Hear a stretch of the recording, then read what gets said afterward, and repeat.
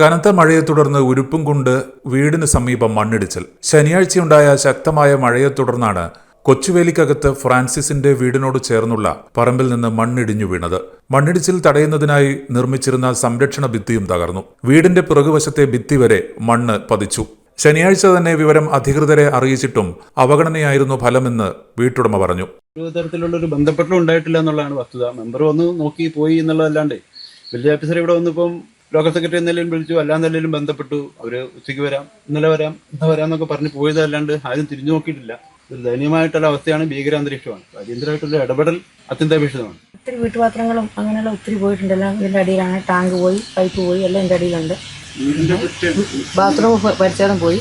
പിന്നെ വീടിന് ഇപ്പോൾ എല്ലാം ഉണ്ടെന്നുള്ള മണ്ണ് മാറ്റാറുണ്ട്. വീട്ടിൽ വട്ടല്ല കിടക്കുന്നതെല്ലാം പുറകേസ്ഥത്തെ കിടക്കുന്നത്, എല്ലാം ചുറ്റിയല്ല കിടക്കുന്നത്. അപ്പോൾ എല്ലാം ഉണ്ടെന്നുള്ള നമുക്ക് മാറ്റി നോക്കാൻ അറിയത്തില്ല. നഷ്ടങ്ങൾ ഒത്തിരി വന്നിട്ടുണ്ടല്ലോ. അപ്പം നമുക്ക് എന്താ പറയാനുള്ളത്? നമുക്ക് ഇവിടെ കിടപ്പാണ്. നമുക്ക് ഇപ്പോൾ ഇതൊരു ഭീഷണി ഇനിയും വരുമെന്നൊരു പേടിയുണ്ട്. പക്ഷെ നമുക്ക് ഇവിടുന്ന് മാറാൻ പറ്റുന്ന അവസ്ഥയല്ലല്ലോ. അധികൃതർ ഇടപെട്ട് മണ്ണ് നീക്കം ചെയ്യാനും അപകടാവസ്ഥയിലുള്ള സമീപത്തെ മരങ്ങൾ മുറിച്ചുമാറ്റാനും നടപടി സ്വീകരിക്കണമെന്നാണ് ഈ വീട്ടുകാരുടെ ആവശ്യം. ഇപ്പം കൊണ്ടുള്ള നമ്മുടെ സിൽവി ചേച്ചിയുടെ വീട് ശനിയാഴ്ച വൈകുന്നേരം 4 മണിയോടുകൂടിയാണ് അതിശക്തമായ മഴയിൽ തൊട്ടടുത്തുള്ള പറമ്പുടമയുടെ കള ഇടിഞ്ഞു വീണ് വീട്ടിന് നാശനഷ്ടം സംഭവിച്ചിട്ടുള്ളത്.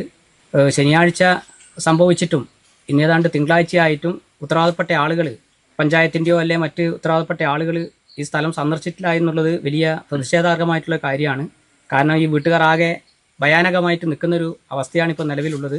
അടിയന്തരമായിട്ട് ഈ വിഷയത്തിൽ പഞ്ചായത്തും ഭരണസമിതി അതുപോലെ തന്നെ വില്ലേജ് ഓഫീസും റവന്യൂ ഡിപ്പാർട്ട്മെൻ്റ് അടക്കം ആവശ്യമായിട്ടുള്ള സഹായം ഈ കുടുംബത്തിന് ചെയ്തു കൊടുക്കേണ്ടതായിട്ടുണ്ട്. ഇപ്പോൾ വലിയ മണ്ണ് നീക്കലും അതുപോലെ തന്നെ മരം മുറിച്ചു നീക്കലുമായിട്ടുള്ള വലിയ പണി ബാക്കിയുണ്ട്. അവരുടെ വീട്ടുപകരണങ്ങൾ തന്നെ പൂർണ്ണമായിട്ടും ഈ മണ്ണിൻ്റെ അടിയിലാണുള്ളത്. അപ്പോൾ അവർ ഭയത്തോടു കൂടിയാണ് ഇവിടെ താമസിക്കുന്നത്.